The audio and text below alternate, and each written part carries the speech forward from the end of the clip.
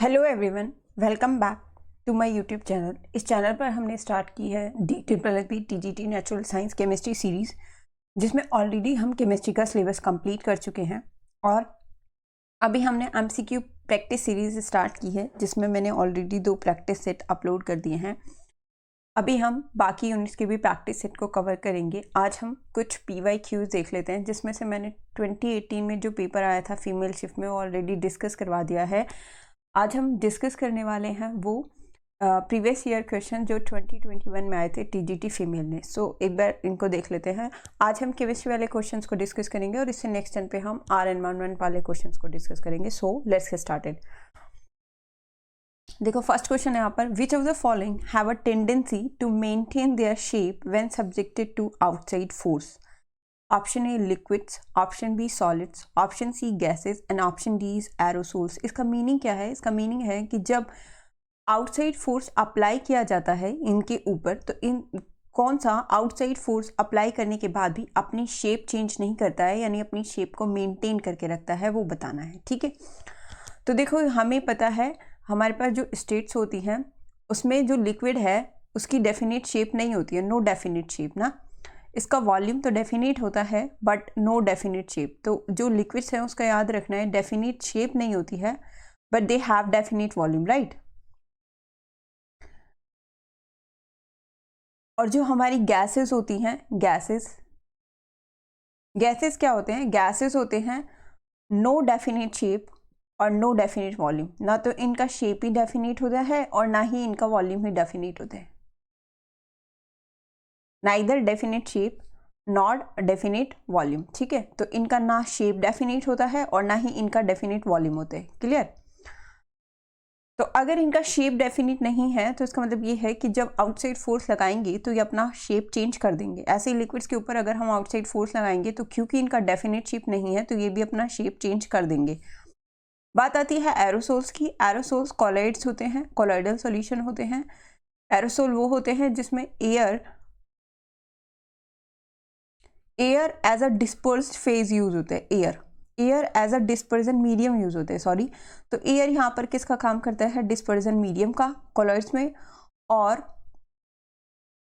Solid या liquid में से कोई भी, तो या तो सॉलिड या फिर लिक्विड, इसमें से कोई भी डिस्पर्स फेज का काम करता है। ठीक है, तो सॉलिड या लिक्विड इनमें से कोई भी क्या होगा? Dispersed phase, right. चलो अब बच गया एक हमारा। हमें पूछा था कौन सा है जो अपनी शेप मेंटेन करके रखेगा, तो जिसकी शेप फिक्स होती है। सबको पता है सॉलिड वो होते हैं, सॉलिड क्या होते हैं? जिनकी डेफिनेट शेप होती है और वॉल्यूम भी क्या होता है? डेफिनेट। तो सॉलिड्स वो होते हैं जिनकी क्या होती है? डेफिनेट शेप और वॉल्यूम भी क्या होता है? डेफिनेट।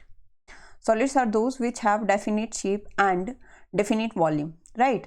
तो हमारे पास जो सॉलिड्स हैं उनकी शेप भी डेफिनेट होती है और वॉल्यूम भी क्या होता है? डेफिनेट। इसीलिए जब आउटसाइड फोर्स लगा जाते हैं तो वो अपनी शेप को क्या रखते हैं? मेंटेन। तो इसका ऑप्शन क्या आएगा? Option B is correct, right. चलो नेक्स्ट आता है, which of the following is true? The rate of diffusion of liquids is higher than that of solids. Option 2, gases are highly compressible as compare to solid and liquids. देखो हमारे पास 3 states होती हैं, एक क्या होती है? सॉलिड, एक होती है लिक्विड और एक क्या होती है? गैस। ठीक है, अब देखो डिफ्यूजन का क्या मीनिंग होता है? डिफ्यूजन का मतलब होता है पेनिट्रेट करना, यानी एक दूसरे के अंदर एंटर कर जाना, है ना। डिफ्यूजन का मतलब होता है। अब हम देखें तो जो सॉलिड्स होते हैं उसके मॉलिक्यूल्स बहुत ज़्यादा क्लोजली पैक्ड होते हैं, तो इनके बीच तो इंटरमॉलिक्यूलर स्पेस ही नहीं है। तो अगर इनके बीच इंटरमॉलिक्यूलर स्पेस नहीं है तो कोई दूसरा सॉलिड इनके अंदर आकर ट्रैप नहीं हो सकता, तो इनमें डिफ्यूजन नहीं हो सकता। वहीं अगर हम लिक्विड की बात करें तो देखो लिक्विड के जो पार्टिकल्स हैं उनके बीच स्पेस होता है और स्पेस की वजह से जो लिक्विड है उनके अंदर इजीली यहाँ क्या हो सकता है? डिफ्यूजन। जो गैसेस है उसके अंदर तो और भी ज़्यादा स्पेस होता है, तो गैसेस के अंदर और भी ज़्यादा स्पेस होने की वजह से इनके अंदर भी डिफ्यूजन हो सकता है। फर्स्ट लाइन में हमें सिर्फ इतना कहा है लिक्विड का जो डिफ्यूजन है वो सॉलिड से हायर होता है, ये करेक्ट है, यानी फर्स्ट स्टेटमेंट करेक्ट है। सेकेंड स्टेटमेंट में हमें कहा है gases are highly compressible as compare to solids and liquid. देखो यहाँ पर कंप्रेसिबल का मीनिंग आपको समझना है, अप्लाइंग प्रेशर। कंप्रेसिबल का मतलब क्या होता है? अगर हम प्रेशर अप्लाई करें और कोई अपनी शेप चेंज कर दे तो उसको हम क्या बोलते हैं? कंप्रेसिबल। हमें पता है अगर हम गैसेस के ऊपर प्रेशर अप्लाई करेंगे तो गैसेस के जो मॉलिक्यूल्स है ये क्लोजर आ जाएंगे और गैस किस में कन्वर्ट हो जाएगी, लिक्विड में। ऐसे ही अगर हम लिक्विड के ऊपर प्रेशर अप्लाई करेंगे तो लिक्विड के मॉलिक्यूल्स और भी क्लोजर आ जाएंगे और ये किस में चेंज हो जाएंगे, सॉलिड में। पर हम अगर सॉलिड के ऊपर प्रेशर अप्लाई करते हैं तो इसके जो पार्टिकल्स है वो क्या हो जाएंगे, टूट जाएंगे। पर अगर हम इन दोनों में बात करें तो सबसे ज़्यादा प्रेशर चेंज करके किसकी शेप को चेंज किया जा सकता है, गैसेज आर हाईली कंप्रेसिबल, इसलिए कंप्रेसिबल होते हैं, इसीलिए प्रेशर लग जाता है, क्योंकि इनके जो मॉलिक्यूल्स हैं उनके बीच जो इंटरमॉलिक्यूलर स्पेस होता है वो बहुत ज़्यादा होता है। तो इनके बीच का जो इंटरमॉलिक्यूलर स्पेस होता है वो बहुत ही ज़्यादा होता है, और जिसके बीच इंटरमॉलिक्यूलर स्पेस जितना ज़्यादा होगा वो उतने ही ज़्यादा कंप्रेसिबल होते हैं। तो ज़्यादा इंटरमॉलिक्यूलर स्पेस होने की वजह से gases are highly compressible as compare to solid and liquid. तो सेकेंड स्टेटमेंट भी करेक्ट है। इसका मतलब ऑप्शन कौन सा है, option C, both 1 and 2, right. चलो नेक्स्ट है यहाँ पर solid carbon dioxide is known as dry ice. देखो पहला तो आपको यही याद रखना है कि जो सॉलिड CO2 होती है उसी को क्या कहते हैं, ड्राई आइस। तो जो हमारी सॉलिड CO2 होती है that is called dry ice, याद रहेगा। चलो अब इसमें कहा है कि सॉलिड CO2 को ड्राई आइस कहते हैं बिकॉज इसमें स्टेटमेंट दिया है first, it is stored under extremely low pressure to solidify it. Statement second दिया है, it gets converted directly to gases state on decrease of pressure to 1 atm without coming to liquid state. अब इसमें बताना है कौन सा statement correct है। देखो सॉलिड CO2 ड्राई आइस कहते हैं इसको, है ना। इसका मतलब जो हमारी CO2 गैसियस है उसको हमने किस में कन्वर्ट कर लिया, सॉलिड CO2 में। अब इसमें कहा है it is stored under extremely low pressure to solidified, ये गलत है, याद रखना। सॉलिड CO2 यानी ड्राई आइस को बहुत ही एक्सट्रीम हाई प्रेशर पर स्टोर किया जाता है। 50 से 60 atm का प्रेशर रहता है, इतने हाई प्रेशर पर इसको क्या किया जाता है, स्टोर। और उसका जो रीजन है वो देखो, पहले सेकंड स्टेटमेंट पढ़ लेते हैं। It gets converted directly to gaseous state on decrease of pressure to 1 atm without coming to liquid state. अब ये जो सॉलिड CO2 है ये डायरेक्टली गैसियस स्टेट में आ जाएगी अगर प्रेशर को डिक्रीज कर दिया 1 atm तक। तो ये स्टेटमेंट करेक्ट है और इसीलिए इसको हाई प्रेशर पर स्टोर किया जाता है, क्योंकि अगर इसको डिक्रीज किया तो ये फिर से गैसियस CO2 में कन्वर्ट हो जाएगी, ठीक है। तो सॉलिड CO2 हाई प्रेशर पर स्टेबल होती है, अदरवाइज अगर हम प्रेशर डिक्रीज करेंगे 1 atm तक तो ये किस में कन्वर्ट हो जाएगी भाई, गैसियस में ही कन्वर्ट हो जाएगी। तो यहाँ पर स्टेटमेंट 2 करेक्ट है, but statement first is wrong. तो कौन सा आएगा, ऑप्शन ए। अच्छा इसमें करेक्ट पूछा था तो करेक्ट कौन सा है, 2, तो option B is correct, only 2, right. चलो next, the plasma state of matter consist of. देखो हमें पता है जो मैटर की स्टेट्स होती हैं वो होती हैं 5, सॉलिड, लिक्विड, गैस, प्लाज्मा और बोस-आइंस्टाइन कंडेंसेट, ठीक है।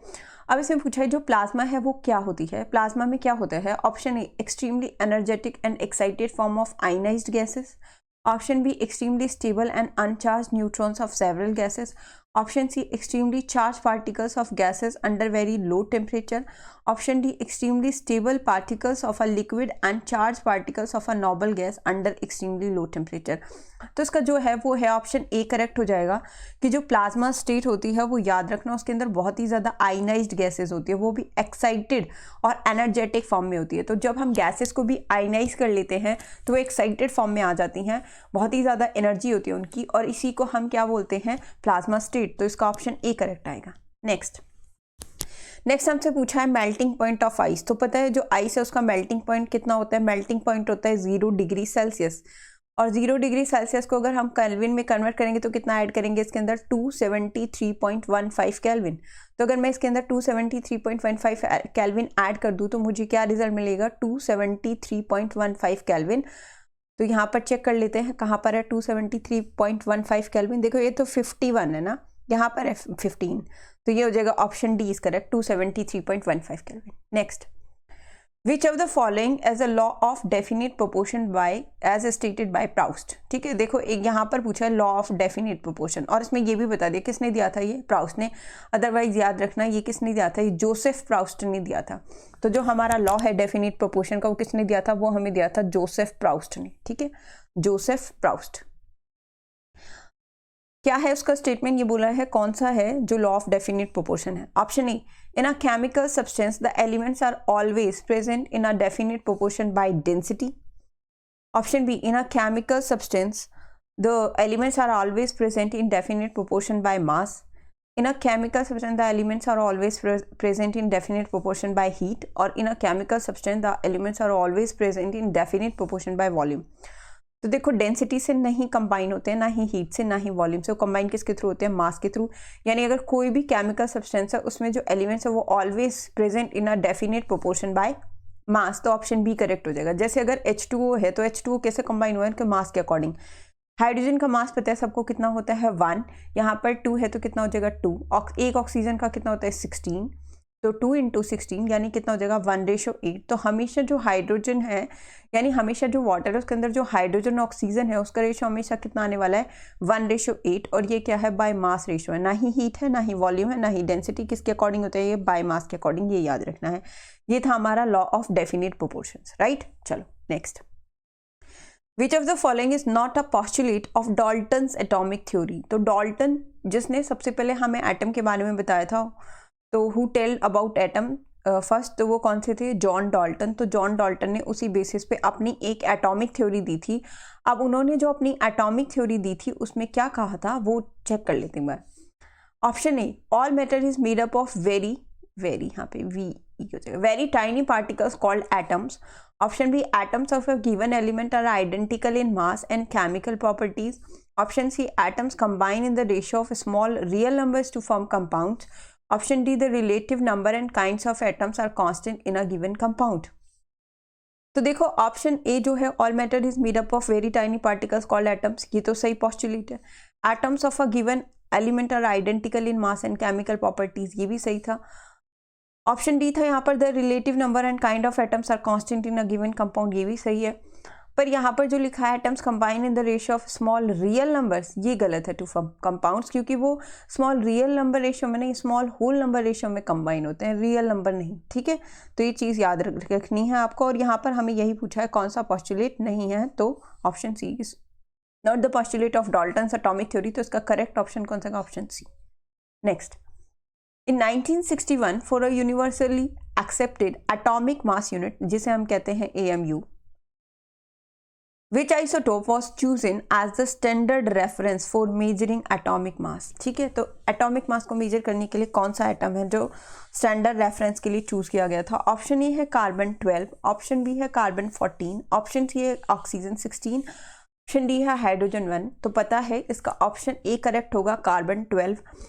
कार्बन 12 को एज अ रेफरेंस लिया गया था, एज अ रेफरेंस. दूसरे एटम्स का एटॉमिक मास मेजर करने के लिए जिसको रेफरेंस लिया गया था वो क्या था? कार्बन 12. ठीक है, और उसी से क्या डिफाइन किया गया था? Atomic mass unit. तो जो 1 एटॉमिक मास यूनिट होती है वो क्या होती है? 1 एटॉमिक मास यूनिट होती है 1/12 into mass of 1 atom of C12. ये चीज़ आपको याद रखनी है कि 1 AMU किसके इक्वल होती है? Mass of 1 atom of C12. ठीक है, ये आपको याद रख के चलना है. व्हाट इज AMU, इसको थोड़ा सा आप याद रखना कि AMU क्या होता है. राइट, देखो अभी आगे. ठीक है, तो ये क्या होता है? ये होता है हमारा 1 AMU. अच्छा, इसके अलावा 1 AMU के लिए आप ये और याद रखना. देखो ये होता है, तो जो mass of 1 atom of C12 होता है ना, इसको याद रखना. बाद में जब डिस्कवरी हुई मास स्पेक्ट्रोमीटर की तो हमें पता चला जो mass of 1 atom of C12 है वो होता है, याद रख लेना वैल्यू, कभी पूछ दे, क्योंकि कभी कभी D SSS में ऐसे क्वेश्चन भी पूछ देते हैं. तो mass of 1 atom of C12 होता है 1.99 इंटू 10⁻⁻23 ग्राम, ये होता है. अब अगर ये वैल्यू मैं यहाँ पर पुट करूँ तो जो 1 AMU है वो किसके इक्वल आएगा? 1 AMU आएगा 1/12 इंटू 1.99 इंटू 10⁻⁻23. और इसको भी अगर मैं सॉल्व करूँ तो मुझे मिलेगा 1.66 इंटू 10⁻⁻24 ग्राम. अब ये चीज़ आपको याद रख के चलिए, ये 1 एटॉमिक मास यूनिट की वैल्यू है. और इसको भी अगर मैं सॉल्व करूँगी तो जो ये है ये मेरा आएगा 1/Na के इक्वल. ठीक है, 1/Na. अब ये जो Na है ये क्या होता है? ये एवोगैड्रो नंबर ही होता है, जो कितना होता है? 6.022 इंटू 10⁻23 ग्राम. ठीक है, तो 1 AMU ग्राम में 1/Na के इक्वल होता है. तो ये चीज़ आप याद रखना कि जो 1 AMU है हमारा वो किसके इक्वल होता है? 1.66 into 10⁻⁻24 gram into equal to 1/Na gram. ठीक है, ये चीज़ याद रख लेना. इसी से हमने अपने सारे जितने भी एटम्स हमारे पास हैं उन सब का मास इसी कार्बन 12 को एज अ रेफरेंस लेके लिया गया है, ठीक है, ये चीज़ आपको याद रख के चलनी है। चलो नेक्स्ट देखो यहाँ पर है, the number of atoms constituting a molecule is known as the, option A atomicity, option B atomic mass, option C atomic weight and option D atomic number. तो इसका आंसर आएगा ऑप्शन ए, यानी एक मॉलिक्यूल बनाने के लिए जितने नंबर ऑफ एटम्स कॉन्स्टिट्यूट होते हैं उन्हें क्या कहते हैं, एटॉमिसिटी। फॉर एग्जांपल अगर मैं यहाँ पर ऑक्सीजन लिखूँ तो कितने एटम कंबाइन करके ऑक्सीजन का मॉलिक्यूल बना रहे हैं, 2, तो इसकी जो एटॉमिसिटी है वो क्या हो जाएगी, 2। तो अगर मैं इसकी एटॉमिसिटी की बात करूँ क्या हो जाएगी, 2, और जिसकी एटॉमिसिटी 2 होती है उसे क्या बोलते हैं, डायएटॉमिक मॉलिक्यूल। तो ये एक कैसा मॉलिक्यूल है, डायएटॉमिक, ठीक है। अगर मान लो मैं यहाँ पर लिख देती हूँ O3, तो यहाँ कितना नंबर है, 3, इसका मतलब ऑक्सीजन की 3 एटम्स कंबाइन हुए होंगे तो हमारा क्या बना है, O3। तो इसकी जो एटॉमिसिटी है वो क्या हो जाएगी, 3, यानी कि कैसा मॉलिक्यूल हो जाएगा, ट्राईएटॉमिक, राइट। ये चीज़ आपको याद रखनी है। अच्छा, अगर कोई हेट्रोडाइएटॉमिक है, मतलब मान लो ऐसे NH3 है, अगर हेट्रोएटॉमिक मॉलिक्यूल है तो इसकी एटॉमिसिटी पूछो तो कितनी होगी, हाइड्रोजन की ये 3 और नाइट्रोजन यहाँ पर 1 है, तो टोटल एटॉमिसिटी हो जाएगी 4, और ये कैसा मॉलिक्यूल होगा, एक टेट्राएटॉमिक। तो इसमें टोटल एटम काउंट कर लेना कितने कितने हैं, वही होगी इसकी एटॉमिसिटी। तो हाइड्रोजन के यहाँ पर 3 एटम्स हैं, नाइट्रोजन के यहाँ पर 1 एटम है, 3 + 1 कितना होगा, 4, तो ये एक टेट्राएटॉमिक मॉलिक्यूल होगा, ठीक है। चलो next, according to Thomson model of atom, an atom consist of a positively charge sphere and the electrons are embedded in it. Yes, का statement 1. Statement 2 है, the positive and negative charge are not always equal in magnitude, so the atom as a whole is not always electrically neutral. अब बताना है इसमें से कौन सा statement correct है। तो देखो यहाँ का है, थॉमसन ने अपने मॉडल में क्या कहा था, फर्स्ट का है an atom consist of a positively charge sphere and the electrons are embedded in it, ये करेक्ट है। थॉमसन ने यही कहा था कि जो एटम होता है वो स्फेयर होता है, स्फेयर की फॉर्म में होता है और वो पॉजिटिवली स्फेयर होता है। इसका मतलब जो पॉजिटिव चार्ज होता है वो यूनिफॉर्मली डिस्ट्रीब्यूटेड होता है, यही कहा था थॉमसन ने ही कहा था कि इसके अंदर जो पॉजिटिव चार्ज है दैट इज यूनिफॉर्मली डिस्ट्रीब्यूटेड, तो वो यूनिफॉर्मली डिस्ट्रीब्यूटेड होता है, ठीक है। अब अगर ये यूनिफॉर्मली डिस्ट्रीब्यूटेड होता है, ठीक है, and the electrons are embedded in, और जो इलेक्ट्रॉन्स होते हैं ना वो यहाँ पर इसके अंदर ऐसे बीच में एम्बेडेड होते हैं, ये एम्बेडेड होता है और इस तरीके से एम्बेडेड होते हैं कि जो नेगेटिव चार्ज है उसका मैग्नीट्यूड और जो पॉजिटिव चार्ज है उन दोनों का मैग्नीट्यूड आपस में क्या होता है, इक्वल। इन दोनों का जो मैग्नीट्यूड है वो क्या होता है, इक्वल, क्योंकि इनका मैग्नीट्यूड मतलब नंबर, तो इनका नंबर यानी मैग्नीट्यूड इक्वल होता है, इसीलिए दोनों एक दूसरे को कैंसिल आउट कर देते हैं और टोटल चार्ज क्या आ जाता है, 0। इसीलिए जो हमारा एटम है वो क्या होता है, न्यूट्रल।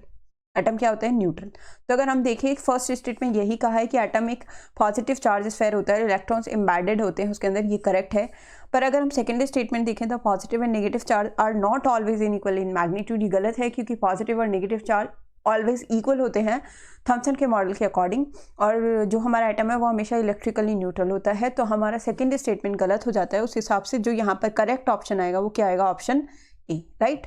चलो next, it was found that law of octaves was applicable up to. देखो एक तो ये पीरियोडिक क्लासिफिकेशन से क्वेश्चन है, वहाँ पर बहुत सारे लॉज हैं जो हम पीरियोडिक टेबल के बारे में पढ़ते हैं। सबसे पहले आपको यही याद रखना है, लॉ ऑफ ऑक्टेव्स किसने दिया था, ये हमें न्यूलैंड ने दिया था, न्यूलैंड, इसे बोलते हैं न्यूलैंड्स लॉ ऑफ ऑक्टेव्स। अब हमसे पूछे कहाँ तक एप्लीकेबल है, option A magnesium, option B iron, option C calcium और ऑप्शन डी नाइट्रोजन। तो देखो जो लॉ ऑफ ऑक्टेव्स है, न्यूलैंड ने क्या कहा था, देखो यहीं से पता चल रहा है। इसमें जो दूसरा वर्ड है वो क्या है, ऑक्टेव्स। ऑक्टेव्स का मतलब क्या होता है, 8 एलिमेंट। तो जो न्यूलैंड है उसने 8 एलिमेंट्स के ग्रुप बनाए और इस तरीके से बनाए कि जो फर्स्ट एलिमेंट है उसकी प्रॉपर्टी 8th एलिमेंट से मैच करेगी, या जो 8th एलिमेंट है उसकी प्रॉपर्टी किससे मैच करेगी, फर्स्ट एलिमेंट से। तो एक बार आपको बता देती हूँ, देखो उसके जो टेबल था उसमें कुछ इस तरीके से था, लिथियम, फिर यहाँ beryllium, boron, carbon, nitrogen, oxygen, fluorine, उसके बाद यहाँ था sodium, magnesium, aluminium, silicon, phosphorus, sorry carbon, हाँ ठीक है, सल्फर, क्लोरीन, यहाँ था फिर पोटाशियम और यहाँ क्या था, कैल्शियम। अब अगर एक बार देखें यहाँ पर तो देखो अगर मैं इसको फर्स्ट एलिमेंट कंसीडर करूँ तो ये क्या हो जाएगा, second, third, fourth, fifth, six, 7 और ये क्या हो जाएगा, 8th एलिमेंट। अब उसने अपने में ये कहा था कि जो भी 8th एलिमेंट होगा उसकी प्रॉपर्टी किससे मैच करेगी, फर्स्ट से। इसका मतलब जो सोडियम है उसकी प्रॉपर्टी किससे मैच करेगी, भाई लिथियम से मैच करेगी। ऐसे ही अगर मैं इसको फर्स्ट कंसीडर करूंगी तो जो पोटाशियम है वो 8th पर आएगा और जो पोटाशियम की प्रॉपर्टी है वो किससे मैच करेगी, सोडियम से मैच करेगी, राइट। ऐसे ही अगर मैं बेरिलियम को फर्स्ट कंसीडर करूँ तो 8th पर कौन आएगा, मैग्नीशियम, तो मैग्नीशियम और बेरिलियम की मैच करेगी, और फिर कैल्शियम आ जाएगा 8 पर तो इसकी मैच करेगी। ऐसे ही फिर कौन आएगा, बोरोन और एल्यूमिनियम की मैच करेगी, पर बोरोन और एल्यूमिनियम के बाद जो स्कैंडियम आता है उसकी प्रॉपर्टी मैच नहीं करती, इसीलिए ये जो टेबल है ये सिर्फ कहाँ तक फॉलो होती है, कैल्शियम तक। तो हमें यही पूछा है कि यहाँ पर जो लॉ ऑफ एक्टिव्स है वो कहाँ तक एप्लीकेबल था, सिर्फ कैल्शियम तक ही एप्लीकेबल था। तो आप इतना सा तो याद रख लेना, और इसका एटॉमिक नंबर भी याद रखना। सबको पता है जो हमारा लिथियम होता है उसका एटॉमिक नंबर कितना होता है, 3।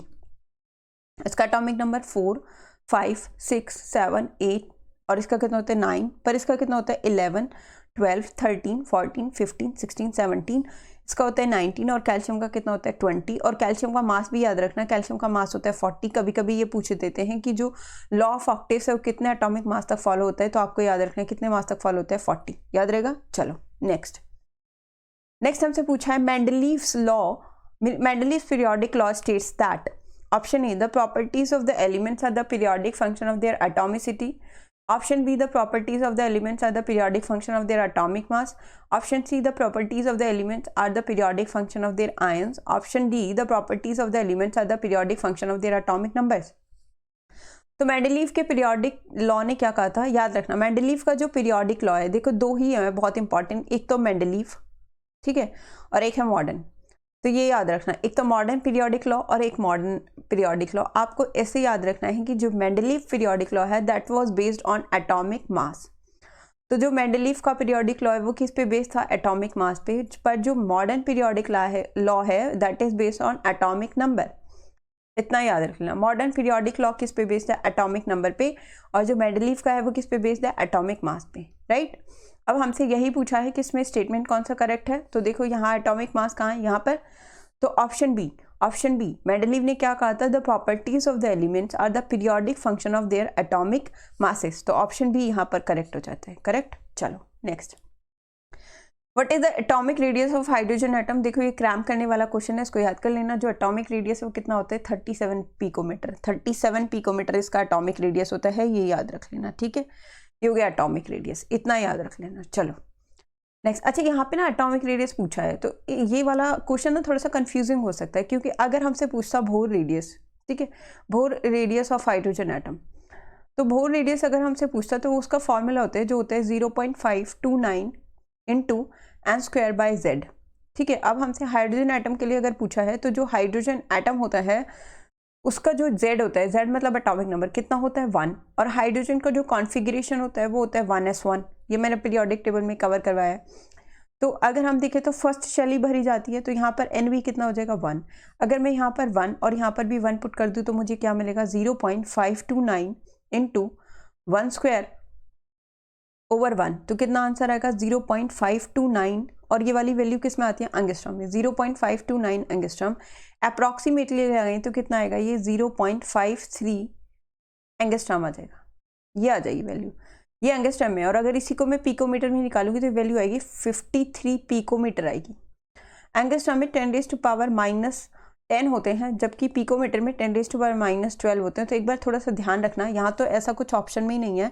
एटॉमिक रेडियस अगर आप देखेंगे तो इसका एटॉमिक रेडियस 37 पिकोमीटर होता है, और अगर इसी को मैं एंगस्ट्रॉम में चेंज करूँगी तो अगर 0.37 एंगस्ट्रॉम, तो ये चीज़ थोड़ी सी याद रख लेना, ठीक है। और बोर रेडियस आपको इस अकॉर्डिंग निकालें, इस फॉर्मूले के अकॉर्डिंग। चलो नेक्स्ट है, which of the following is the correctly balanced equation for Fe plus H2 Fe3O4 plus H2। देखो इसको बैलेंस करना है तो कर लेते हैं। यहाँ पर है Fe, फिर क्या है यहाँ पर H2O, और फिर है Fe3O4, और फिर है हाइड्रोजन। देखो सबसे पहले आप क्या करना, अगर ऐसे कभी भी कोई बैलेंसिंग आ जाती है उसमें सबसे पहले बैलेंस करना आप एटम को, हाइड्रोजन ऑक्सीजन को छोड़कर जो भी एटम है उसको बैलेंस कर लेना। तो यहाँ पर सबसे पहले Fe है तो Fe को बैलेंस कर लेना, उसके बाद हाइड्रोजन या उसके बाद उसको बैलेंस करना जो कंबाइंड फॉर्म में, यानी पहले किसको बैलेंस करना, ऑक्सीजन को, और बाद में हाइड्रोजन को बैलेंस कर लेना। तो Fe देखो यहाँ पर कितना है, यहाँ पर हम लिख लेते हैं रिएक्टेंट, और यहाँ पर लिख लेते हैं प्रोडक्ट। रिएक्टेंट साइड पर Fe चेक करो और प्रोडक्ट साइड पर Fe चेक करो। तो अगर मैं रिएक्टेंट साइड पर देखूँ तो Fe कितना है यहाँ पर 1, और अगर मैं प्रोडक्ट साइड पर देखूंगी तो Fe कितना है 3। मुझे इसको 3 बनाना पड़ेगा, तो मैंने इसको किससे मल्टीप्लाई कर दिया 3 से, यहाँ 3 आ जाएगा, दोनों बैलेंस हो गए। तो उसके बाद हाइड्रोजन और ऑक्सीजन देख लेते हैं। हाइड्रोजन कितना है यहाँ पर 2, और ऑक्सीजन कितना है यहाँ पर 1। यहाँ पर देखते हैं, यहाँ पर है हाइड्रोजन 2 और ऑक्सीजन कितना है यहाँ पर 4। तो भाई देखो हाइड्रोजन तो दोनों में 2 है, बट ऑक्सीजन यहाँ कितना है 1 ना, इसको 4 से मल्टीप्लाई कर देते हैं। 4 से करूँगी तो मुझे यहाँ 4 लगाना पड़ेगा, तो ये तो हो गया 4, यहाँ पर ऑक्सीजन भी 4, पर अगर हम हाइड्रोजन देखेंगे तो 4 2 जो 8, यानी ये ऑटोमेटिकली कितना हो गया 8। अब इसको बैलेंस करने के लिए जो इधर वाली है इसको किससे मल्टीप्लाई कर देंगे 4 से, तो ये कितना आ जाएगा 8 आ जाएगा ना, तो यहाँ पे कितना लगा देंगे 4, ये हो जाएगी बैलेंस। तो चेक कर लो ये कौन सा ऑप्शन है, ऑप्शन सी। तो यहाँ पर जो करेक्ट हो जाता है वो क्या हो जाता है, option C is correct. Next, which of the following react vigorously with water to produce slacked lime releasing a large amount of heat। उसने पूछा इनमें से क्या, मतलब मान लेते हैं x जो किसके साथ रिएक्शन करेगा, वाटर के साथ, और क्या बनाएगा, स्लैक्ड लाइम। अब यहाँ स्लैक्ड लाइम का फॉर्मूला आपको पता होना चाहिए, इसका फॉर्मूला होता है CaOH whole twice. Slaked lime का फॉर्मूला क्या होता है, CaOH होल ट्वाइस, और ये बोल रहा है यहाँ से बहुत ही ज़्यादा लार्ज अमाउंट में हीट भी निकलेगी। और वो रिएक्शन जिनमें से हीट निकलती है वो कैसी रिएक्शन होती है, एक्सोथर्मिक। इसका मतलब ये कैसी रिएक्शन है, एक एक्सोथर्मिक रिएक्शन है। Correct.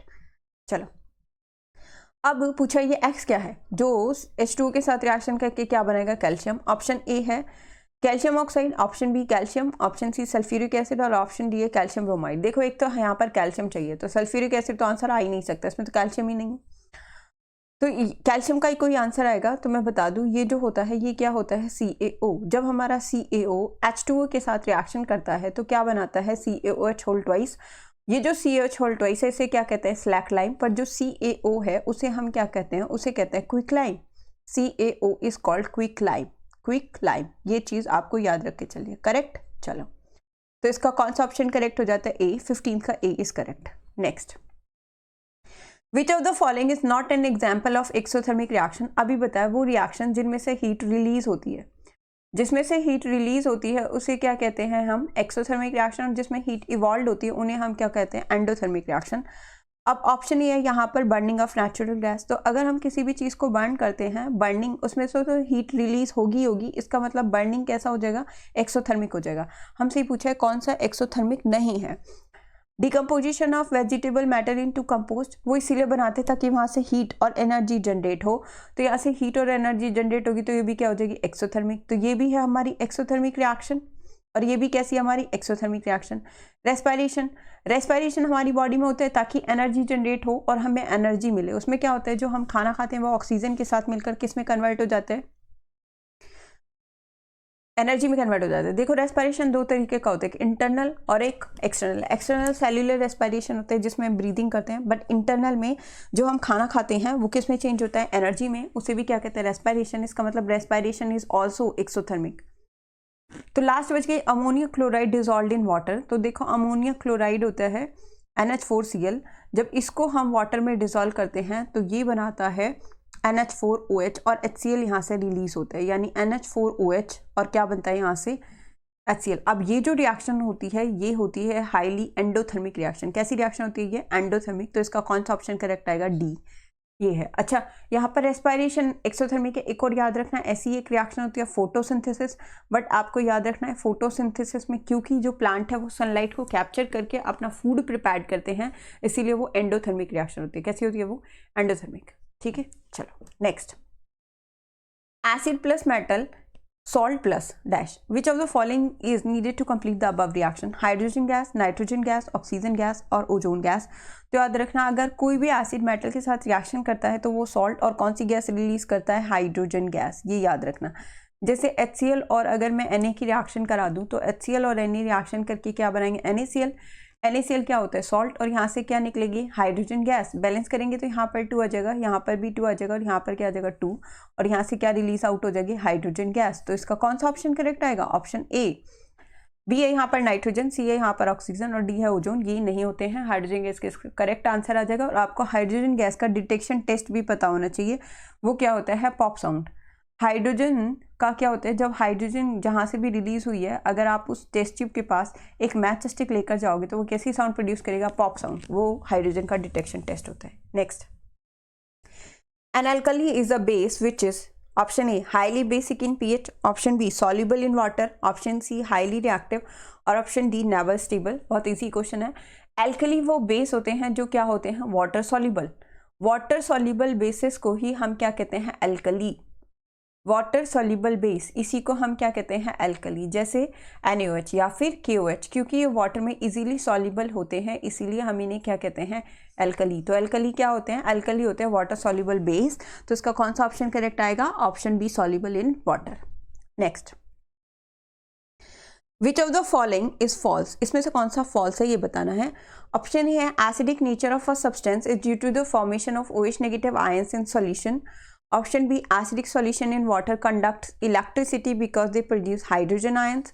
Option C, when a base reacts with a metal, the salt is formed. And option D, water of crystallization is the mixed number of water molecules present in one formula unit of a salt. ठीक है, एक बार check करते हैं। देखो यहाँ पर कुछ acid के बारे में कहा गया, ऑप्शन ए और बी। तो एसिड वो होते हैं जो कौन सा आयन रिलीज करते हैं, H positive. Acids are those which release hydrogen ion, यानी H positive ion, hydrogen ion. हमें बोला इसमें से कौन सा स्टेटमेंट फॉल्स है। तो देखो फर्स्ट ऑप्शन है acidic nature of a substance is due to the formation of OH negative ion in solution की, तो पहला ही ऑप्शन फॉल्स हो गया यहाँ पर, क्योंकि एसिड वो होते हैं जो कौन सा आयन रिलीज करते हैं, H पॉजिटिव हाइड्रोजन आयन। तो इसका मतलब इसका ऑप्शन ए ही करेक्ट आना चाहिए, फॉल्स पूछा था। पर हम बाकी ऑप्शन भी देख लेते हैं। इसमें बोला है acidic solution in water conduct electricity because they produce hydrogen ion, ये तो करेक्ट है। हाइड्रोजन आयन प्रोड्यूस करते हैं और इसी की वजह से वो क्या कंडक्ट करते हैं, इलेक्ट्रिसिटी, करेक्ट। फिर हमसे सी है when a base react with a metal the salt is formed, ये भी करेक्ट है। जब बेस मेटल के साथ रिएक्शन करता है तो सॉल्ट बनाता है, ये सही है।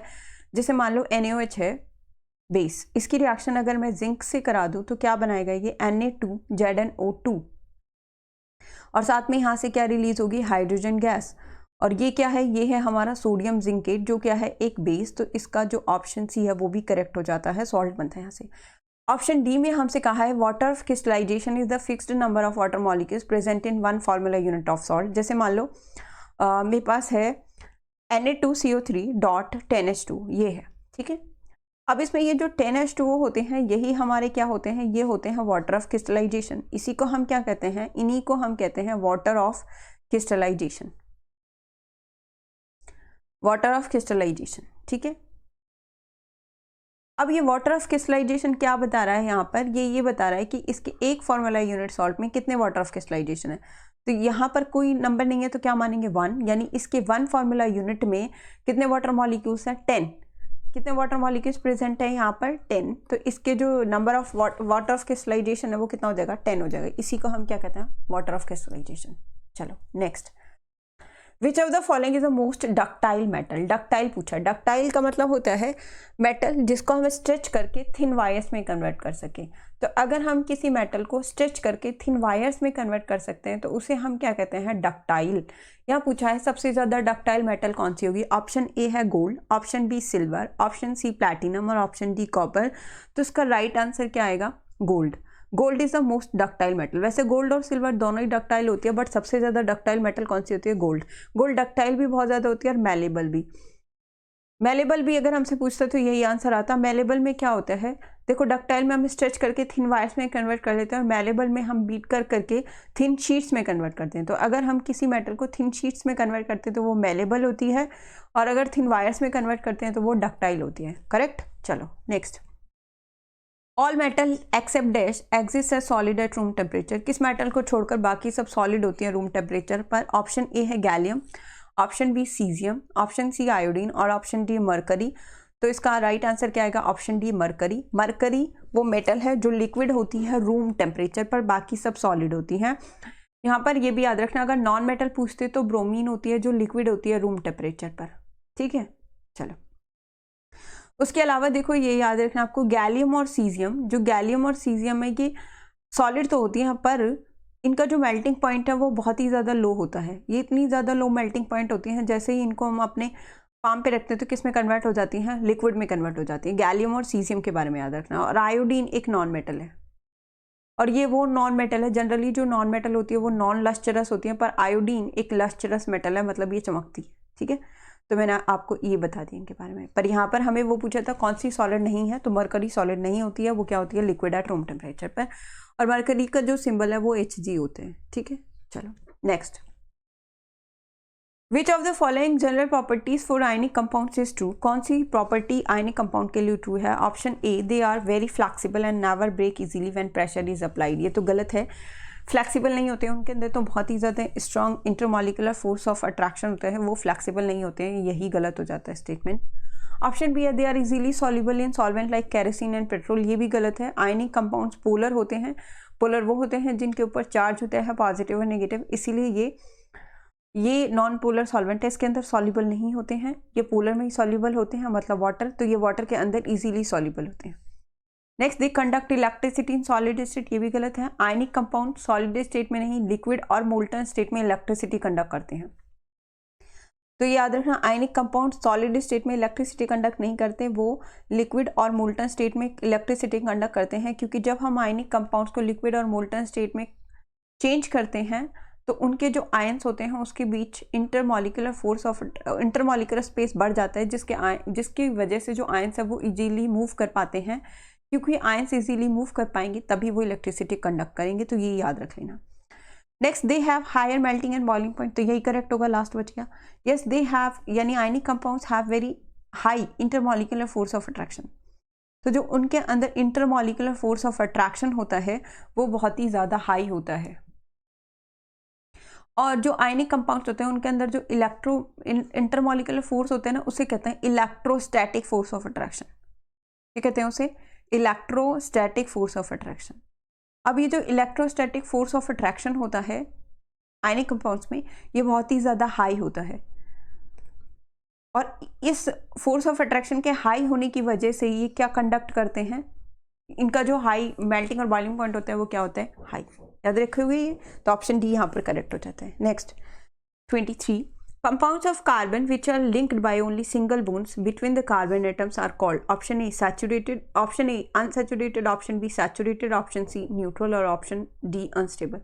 देखो जो कार्बन के कंपाउंड्स होते हैं, या तो कार्बन कार्बन सिंगल बॉन्ड हो सकता है, या कार्बन कार्बन डबल बॉन्ड हो सकता है, या फिर कार्बन कार्बन ट्रिपल बॉन्ड हो सकता है, एक अलग क्लास ऐसे भी होती है, ठीक है।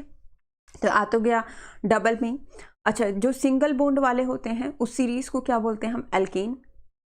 डबल बॉन्ड वाली सीरीज को क्या बोलते हैं हम, एल्कीन। और ट्रिपल बॉन्ड वाली सीरीज को हम क्या बोलते हैं, एल्काइन। ये हमारे मल्टीपल बॉन्ड्स हो गए, एक से ज़्यादा, और ये सिंगल बॉन्ड। सिंगल बॉन्ड वाले को हम बोलते हैं सैचुरेटेड कंपाउंड्स, तो जो सिंगल बॉन्ड वाला है उसे क्या बोलते हैं, सैचुरेटेड। और जो डबल और ट्रिपल वाले होते हैं उन्हें हम क्या कहते हैं, अनसैचुरेटेड कंपाउंड्स, उन्हें हम कहते हैं अनसैचुरेटेड कंपाउंड्स। हमें यहाँ पूछा है कार्बन और कार्बन अगर सिंगल बॉन्ड से लिंक्ड है तो उसे क्या कहेंगे, सैचुरेटेड। तो कौन सा ऑप्शन करेक्ट हो जाता है, B, option B is correct.